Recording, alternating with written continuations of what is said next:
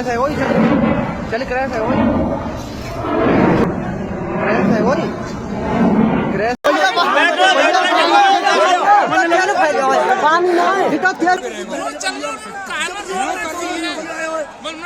नमस्कार दोस्तों, आपकी स्क्रीन पर दिख रहा ये वायुसेना का फाइटर प्लेन MiG-29 है जो धू धू कर जल रहा है। बात 4 नवंबर की है। इस दिन शाम के समय वायुसेना का ये फाइटर प्लेन MiG-29 आगरा के काकरोल थाना क्षेत्र में गांव बघा सोनेगा के पास क्रैश हो गया था। लेकिन pilot wing commander Manish Mishra ने अपनी सूझबूझ का परिचय दिया और इसके चलते ही ये विमान खेतों में जाकर गिरा और इसके बाद इसमें आग लग गई। MiG-29 के जमीन पर गिरने और उसमें आग लगने के कुछ देर बाद ही आसमान से wing commander Manish Mishra parachute से सुरक्षित जमीन पर उतरे।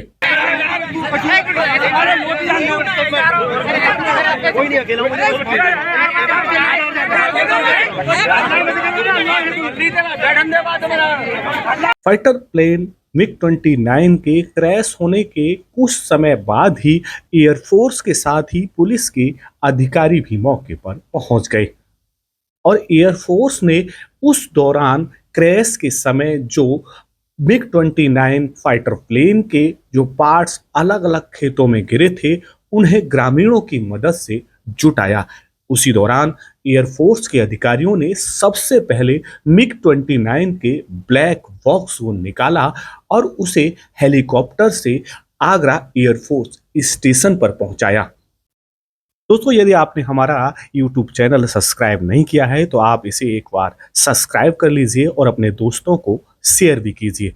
अब हम आगरा में क्रैश हुए MiG-29 की जो जांच चल रही है कि हादसा टेक्निकल एरर था या ह्यूमन एरर था, यानी ये हादसा तकनीकी खराबी की वजह से हुआ था या पायलट की गलती की वजह से हुआ था।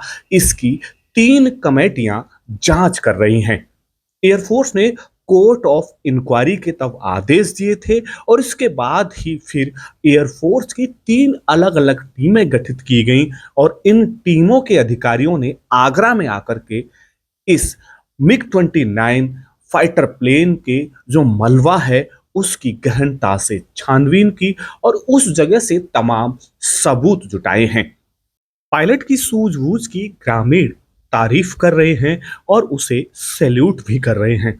लेकिन ग्रामीणों ने उस समय जब हादसा हुआ था तब क्या देखा था और उसके बाद उन्होंने किस तरह से पायलट की मदद की थी और पायलट ने ग्रामीणों से क्या कहा था, आइए सुनते हैं प्रत्यक्षदर्शी से। क्या हुआ कि हम गांव में ही थे, मेरी दुकान है खाद बीज की, तो मैं वहां था तो आवाज आ रही थी, एकदम भयानक आवाज थी ऊपर गांव के ऊपर। तो लोगों ने बाहर निकल के देखा तो जहाज था जो ऊपर मंडरा रहा था, गिरने की स्थिति में था वो।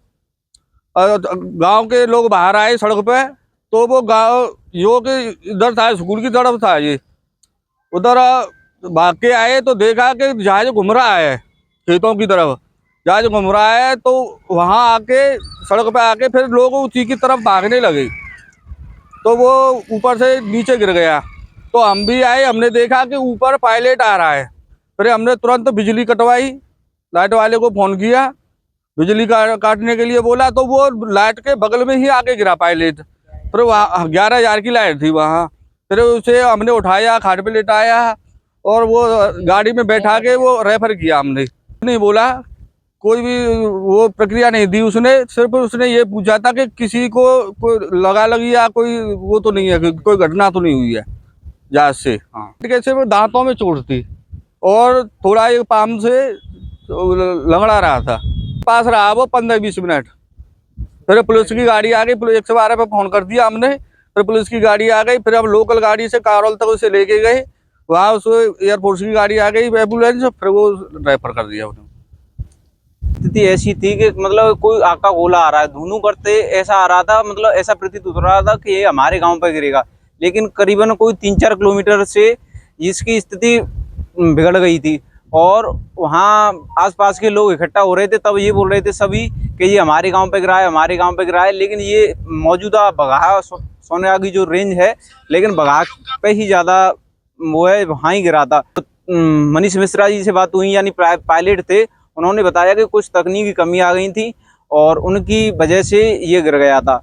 और जब मनीष मिश्रा जी से बात हुई तो तब हमको तो ये लग रहा था, मतलब वो गिर रहे थे पायलट सर जो कि 2 आदमी हैं, लेकिन वो एक ही थे और इसके चलते ये घटना हुई। वो बता रहे थे कि तकनीकी कमी है कुछ। तो 2 किलोमीटर 3 किलोमीटर तो ये आवाज़ गई थी और 200-300 मीटर के दायरे में कोई पुर्जे इसके मिले थे सर।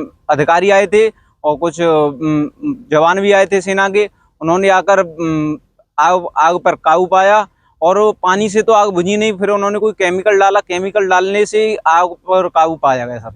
फाइटर प्लेन मिग-29 के pilot wing commander Manish Mishra ने अपनी सूझबूझ से करीबन 1500 की आबादी के ऊपर मंडराने वाले खतरे को दूर किया था और उसी तरह से ग्रामीणों ने भी सूझबूझ दिखाई थी। और जैसे ही आसमान में पैराशूट से उतरते हुए पायलट को देखा तो सबसे पहले अपने यहाँ जो लाइट की सप्लाई हो रही थी उसे बंद कराया। और यही वजह रही कि जिस जगह पर फाइटर प्लेन के pilot wing commander Manish Mishra उतरे उसके पास में ही 11,000 वोल्ट की लाइट थी, लेकिन पहले ही लाइट बंद करा दी गई थी। इससे कोई अनहोनी का खतरा नहीं था। एकदम तुड़ुमुड़ू सा होता आया था ये, और यूँ लग रही कि यहाँ गिरो यहाँ गिरो यहाँ गिरो। तो हम बाहर निकले घर में से, जो यहाँ के एकदम लुक दी, आग लगी हुई। जब आए हम आराम से, वो तो पजर तो गए ही माँ जाए कि गिरो है जहाज, अगर नेक पल्लियाँ गिर जाए तो गाँव में पजाल ले खरा पूरे निमंग रहे या का कोई बुत हो रही है। ये बार बार धन्यवाद दी जाए कि बेंचो या गांव में गिर जाए या गांव में तीनों गांव नजदीक हैं। 15,000 तो बिल्कुल ऐसे में उड़ जाऊं तो। मिग-29 फाइटर प्लेन क्रैश होने के बाद जब खेत में गिरा तो उस खेत के साथ ही आसपास के खेत में ग्रामीणों की भीड़ पहुंचने और एयरफोर्स पुलिस के अधिकारी और उनकी गाड़ियां पहुंचने से जो उसमें गेहूं और सरसों की बुवाई हुई थी, फसल उगाई थी, वो पूरी तरह से तहस नहस हो गई।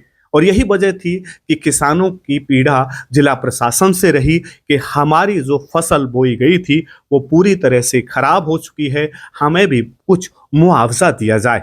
और इसके बाद जिला प्रशासन की ओर से लेखपाल ने जाकर के गांव में सर्वे किया और उन्हें आर्थिक मदद का आश्वासन दिया है। इधर एयरफोर्स की टीमों ने जाकर के वहां जांच की और इसके बाद अब मिग-29 फाइटर प्लेन का मलबा और उसका एक एक पुर्जा उठा करके एयरफोर्स के अधिकारी एयरफोर्स स्टेशन आगरा पर लाए हैं।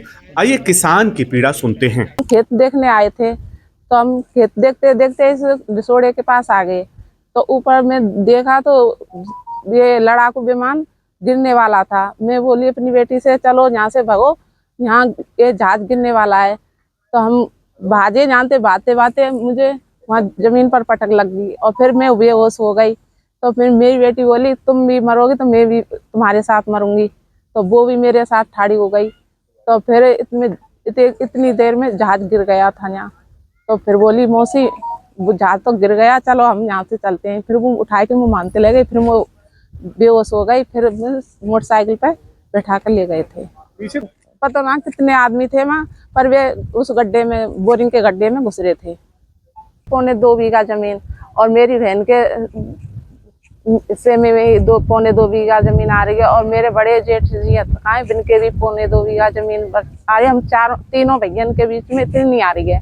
तो मेरे हिस्से में गेहूं बह गए थे और मेरी बहन अटकाएं है, इनके भी हिस्से में गेहूं बह गए थे।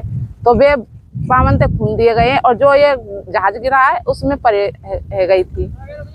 तो अब हम फसल नष्ट हो गई तो हम खाएंगे और फिर इतने हमारी कार्तिक की भी फसल नष्ट हो गई। तो हमारा कम भैया तो कोई है नहीं, हमारा हस्बैंड भी खत्म हो गए। तो अब कम भैया तो कोई है नहीं, मैं अपनी मेहनत मजदूरी कर कर इस फसल को करती हूँ। कि हमारी फसल नष्ट हुई है उसकी उस हिसाब से हमको मुआवजा देना। अब समझते हैं कि किस तरह से आगरा में क्रैश हुए फाइटर प्लेन मिग-29 की रक्षा मंत्रालय जांच करा रहा है, जिससे यह खुलासा होगा कि ये जो हादसा हुआ है वो लड़ाकू विमान में आई खराबी की वजह से हुआ था या पायलट की लापरवाही या गलती से हुआ था। रक्षा मंत्रालय की ओर से इसके लिए अलग 3 टीमों का गठन किया गया और ये टीमें आगरा में आकर के तमाम छानबीन करके गई हैं।